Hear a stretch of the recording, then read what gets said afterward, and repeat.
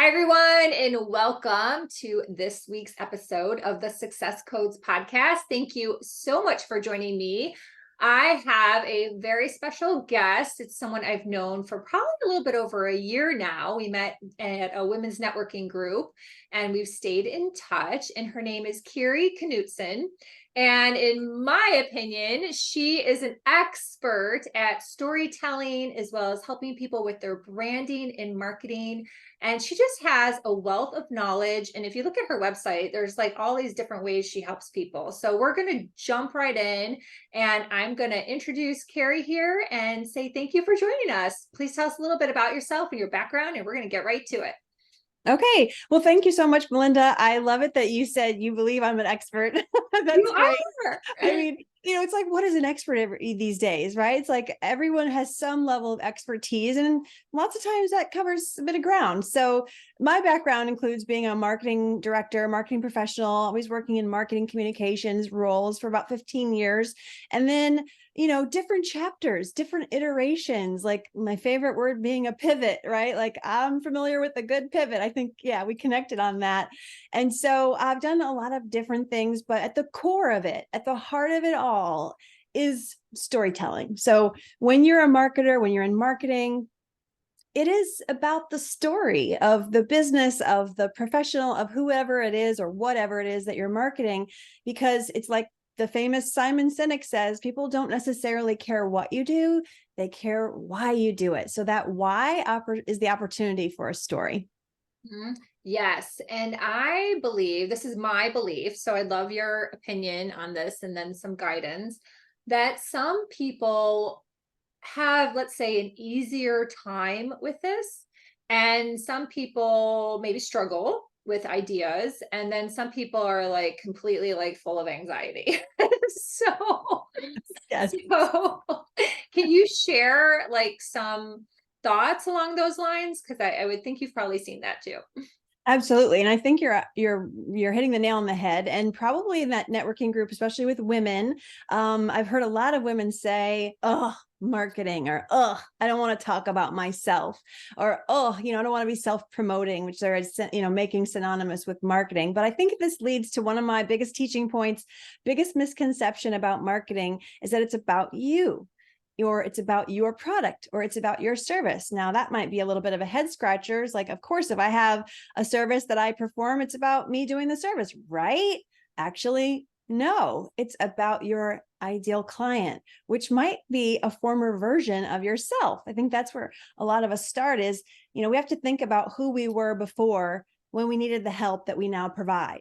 So to give an example, like a little bit of a story or anecdotal story, at least from my past, is when I was in college studying communication, I had an opportunity with a family business. This was like way back in the days of internet startups. I'm aging myself, but we had this great opportunity as a family business, and we needed it. Like my family needed this opportunity, and because I was the younger person, and because it had to do with an internet startup, they wanted me involved because my parents were not tech savvy, especially when this was technology is first coming out. So we had this opportunity to have to be like part of the founders, or the selling this online digital community. This is pre-Facebook days, right? So it was like a platform that we were going to be involved with, and we were going to sell it to small business owners. It was a digital land. That's what it was called, digital land. And yeah, so cool. And so I remember the day we were having a seminar in Fort Lauderdale at one of the hotels you can still see from the highway off of 95 today, and we were driving down. And I was so nervous because I knew that, I might get pulled up on the stage, and I was full of fear and anxiety. And there was all of this unknown. And we were working with this person that was like a business partner. It was sort of a volatile personality, kind of an eccentric guy. And so there was a lot of unknown, a lot of upset in the air. And sure enough, we get there. The room is filling full of people who purchased tickets to be there and hear this amazing, story about this product and service that was going to help their business in this new land of the internet. And 9 a.m. rolls around. We're supposed to start the program, and the speaker, the expert, is nowhere to be found. And my mom looks at me and says, Kery, you got to go up there. And I said, what? I'm not prepared for this. What am I going to say? I don't know the whole technology. I don't know the whole speech, the whole, everything with the overhead projector that he does. I don't know any of that. But my body was moving me up on the stage. Before I knew it, I was saying, hello and welcome to this crowd of business owners. And I remember feeling so exhilarated.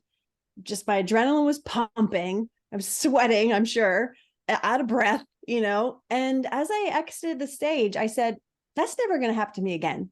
So I went on to teach public speaking and become really comfortable public speaking and helping other people now do public speaking and storytelling from the stage and other ways too. Yeah. Yeah. And then look at this gave you a story that is then relatable to others. So it's pretty amazing. I think that people overthink the storytelling because that's just a great example of what you just did. Thank you. Try to illustrate what I'm all about. So good. Exactly. So you are also really good at using like different mediums for the storytelling, right? So do you want to share a little bit about that? Because I think that a lot of people maybe don't even understand that there's different mediums that people can use to share. Yeah, absolutely. So right now, in the past, year or so, maybe more, I've been focused on helping business owners with animated explainer videos because, at the core of things, why I'm passionate about storytelling is because it helps us connect to others. Like you said, what I just told you as a story was relatable to other people.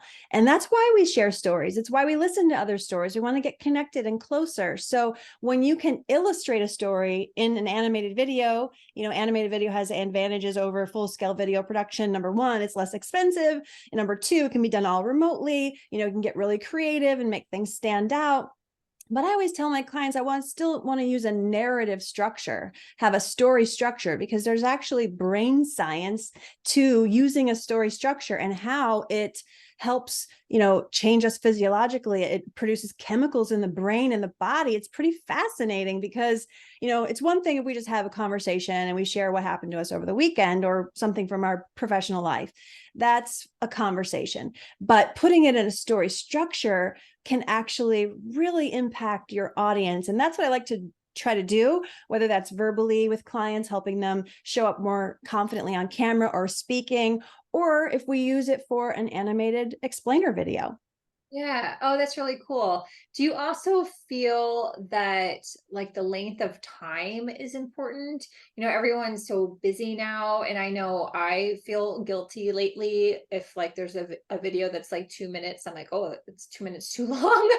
So like, are you finding any trends with that are getting the most traction in order to get your point across? See what I mean? Yeah, I think that's a good question. I think there's different schools of thought on it. I think it depends where you're using it, what your objective is. Yes, I think we are strapped for time. And I also catch myself checking, how long is this? Can I invest this time in this right now? For sure. I'm sure our people listening to this, watching this later will definitely relate to that point as well. So, but then I always say my argument against that is like, look at long form podcasting or look at long form, Substacks or whatever people are, having long blogs and writing in depth and researching and, all this stuff that can be long form as well. So to answer the question, I think it's just depends on the avenue and the objective you're trying to achieve, but both can be valuable. Yeah. Yeah. No, that makes sense. And I know I try to mix it up. I don't happen to be someone that can talk for long periods of time. So that's why my things tend to be like 20 minutes or less. But I do find it fascinating when I see lots of views on a YouTube video that's like an hour. I'm like, oh my gosh, that's like amazing. So I wondered if you had some non-biased opinion. Yeah. Well, and also like people that I follow, like for instance, I don't know if you know who Sean Cannell is, but he's big on YouTube and building a YouTube channel and monetizing that. And of course, there's sort of formula to doing videos so that you stay, you keep your audience engaged. And sometimes that can feel annoying from the viewer's perspective because you're like, oh, I get it. I see what they're doing here, but, like having a hook or having a cliffhanger and then there's an ad or whatever.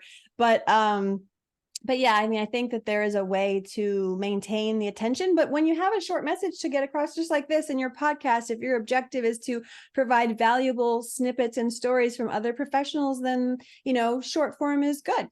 Yeah, definitely. Now, I know you and I chatted briefly about AI. Woo!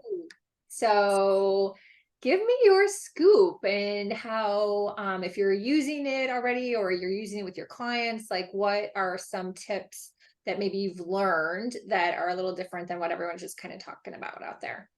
Yeah, I was just talking about this in the mastermind that I'm a part of, which is really cool because the person who's running it is really into AI. So I like being a part of that conversation because it helps to keep me current and sort of helps push me forward to and things that I might just get complacent and not kind of dive into. But we were talking about the other night about how, AI is really hot right now for a few reasons. And one of the reasons I said was because of fear of the unknown. There's all this talk of like, the robots taking over and things like that. But really, I said, it's kind of like the launch of social media. Rick, remember when first social media came out? And, I was working in a corporation at that time, and there were people in the camp of, oh, forget about that. It's a waste of time. And there were people in the camp of, hey, we better check this out because this could impact our business greatly. Like, I can't imagine looking back, like how could you not want to participate in social media, right? But that's the same kind of thing I think that we're seeing with the AI technology. And AI, just those two words, artificial intelligence, is a huge, vast array of different things. So to even group it as one singular item is a misconception because there's a lot of different things. There's AI chatbots you can have on your website that act like a virtual assistant. There's, of course, the chat GPTs or the Jaspers of the world to help you with copywriting, which, someone who's written, and I know you're a writer too, someone who I think myself as a writer, I almost feel like I still feel like I have to earn that title because I admire writers so much. But, using chat GPT or something like that can really help you save a lot of time. But as you know, Melinda, I'm sure you'll share that you still have to have your human voice. And I think that's how I connect it to storytelling, because that's the advantage, the one singular advantage we have over AI of any kind is our emotions. And that's a really critical component of storytelling. Yeah, absolutely. I feel that I can instantly tell when someone just is using AI in a post, in a blog. It's so obvious. Actually, yesterday I came across that, and it was one of those like nails on a chalkboard where I had to like control myself because I was like, oh my gosh, this is completely AI. And to be able to mix in your story, to mix in your voice, I think is crucial, because if I'm seeing that, like, I don't think I'm like Miss Genius. Other people are seeing that too, people. So Absolutely. yeah. And then Ryan and I have had Jasper for 2 years. It used to be called Jarvis because Ryan's blog actually makes money and mine does not. I'll be honest. Awesome. No, but his does. And so we have used AI for, almost 2 years now, and we have never like written with the tool, right? We use it to layer in SEO, be like, oh, those are some great words that we didn't think of. Just kind of layer in some sentences, make it something beefier, and also just to spur ideas, because I don't have Chat GPT again because we have Jasper, and I believe in using platforms that you pay for because then it's more private. Your data is more private. But anywho, it doesn't matter. We just happen to also be used to it. And so we use it because you can fill in the boxes, and it can just kind of generate some ideas and kind of break up any overthinking that you may have going on, or any blocks, and just get your ideas going. But it's not going away, people. So Not going away. Might as well get on the bandwagon and figure out how to use it. get Yeah. off the damn bus because it already left the station. And Yeah. as one of those people that thought social media was a narcissistic waste of time before I became a coach and a writer. Like, you definitely want to get on the bandwagon. Don't make the same mistakes I did. So It's now I have to catch up on all of these things, and the past 4 years, like catch up on followers and content creation and right. things that people that started back in 2009 era had such a great leap versus myself. So yeah, so don't miss out. Don't miss out. Get on the bandwagon. Yeah, figure out how it can work for you. In fact, I'm thinking of another technology when you talk about like cutting edge examples of things that are out there. I saw an ad, I think it was an ad, a sponsored post on Facebook recently about air AI. And it's like a literal, like you've seen the chat bots on websites where it's typewritten, but this was audio. So the AI voice sounded so human. And it was like, hey, I need help. I'm looking for this. And the audio would be like, oh, I hear you're looking for this. It sounds like a real person that can have like up to like a 20-minute conversation with you. Wow, Yeah. gosh. Well, there's the dark side too. So at the Chamber of Commerce a couple months ago, I'm in the Coral Gables Chamber of Commerce, and we had a speaker on security and theft, things like that. I can't remember the exact title of the talk, but he was saying that prisoners use AI technology to imitate your voice, and then they'll make phone calls to like your family and ask for money. So there's a lot going on, and everyone should just be very careful. So Right. Yeah. And did you see that headline about Robin Williams's daughter saying like apparently they've used the audio from Robin Williams's voice and created an AI version of him talking that can make it say whatever. And she was saying that's really deeply disturbing that you're using that technology to recreate my father who's passed away, his voice. And it's like, wow, yeah, there is an ethical and moral guideline, which, that's a whole other topic, right? But it can be, there are parts to be wary of, but I think for our own value to stay current, to stay competitive, we have to dive in. yeah, and then mix in the storytelling. So mix it in, and that way your voice will be unique and really stand out. So yeah, well, this was awesome to have you on. Do you have any other tips you want to share before we wrap up? And definitely let everyone know how to get hold of you. I will put Kery's full bio and all of her information in the show notes, but go ahead and share anything you want to share. Yeah, sure. So I was telling Melinda just briefly before as we jumped on how, whenever you're a guest in a podcast, you feel as though you're the expert in something. And yes, there is expertise there, but also like, I think I want to just say to everybody that whoever watches this or hears this in the future is that there's a beginning and an end to all things, right? There's a constant change. Talk about AI, right? Like there's a constant change and an evolution and a shift that people keep evolving. I saw this great video with Gary V recently where he was like, you can be this and that. So right now I can help business owners with storytelling for public speaking. I can help business owners with animated explainer videos, but I'm also leaning into partnerships where I know professionals in the marketing communication world that do all the things, right? So I can talk to some business owner as a consultant for free and look at your marketing planning, your annual promotional plan. Lots of people don't even do that, right? And we can just do that, take that time to be strategic and think together, have a thinking partner. Like that's the coach in me, is have a thinking partner. It can be so valuable. Sort out your thoughts, think about your budget, talk about some free opportunities for marketing. Marketing is a big category. And then think about the future of what other levels of marketing is applicable to you and your business, because not everyone's going to want full scale in-person video production, but I know professionals who do that. So I was just talking to someone else who has an agency model that does all the things digital marketing. I mean, they've done this for 20 years. They know what they're doing. They get results. So I'm aligning myself with them. So for anyone who wants to reach out to me, you can find me at Uplevel C as consulting. Uplevel Consulting is my business. So uplevelc.com. And I really look forward to connecting with you. Yeah, that's amazing. And I think it's very smart and great, just business advice out there for everyone. I believe that we're all going through changes and pivots, and it's just kind of in the universe right now Yeah. for a lot of people. And so, number one, to take a look at your business, like what are you doing, what's working, what's not working, and then also, build relationships, like Kery's saying, and I'm obviously doing by bringing on more guests for my podcast too. So we're in close alignment with the whole concept.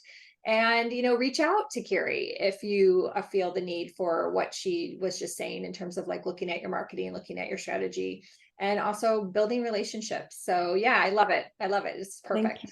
Yeah, and since you're all about success, right? If you want to be successful, you have to be willing to change, right? Yes, yes, people. Yes. Right. Yes, get out of your comfort zone. I've learned so much about fear in terms of, you know, people talk about ego mostly aligned with being arrogant. Like that's always kind of the narrative, but really your ego keeping you small is the worst thing ever. And that goes into what we're talking about. Like you have to bust through and get a little uncomfortable to really bring your business in life to the next level of success. So yeah, Yeah. perfect. And, Thank you and for that. so yeah, and so thank you so much for inviting me to do this. I had a really fun time this conversation with you. And I look forward to talking to you some more about the work that you do, because being in that shifting, changing time period, I'm really excited to learn more about the success codes. Yes, thank you so much, Kery. It was a pleasure. And everyone, please connect with Kery. She is very active on social media, so definitely connect and learn more about her business. So till next time, thanks for watching, everyone.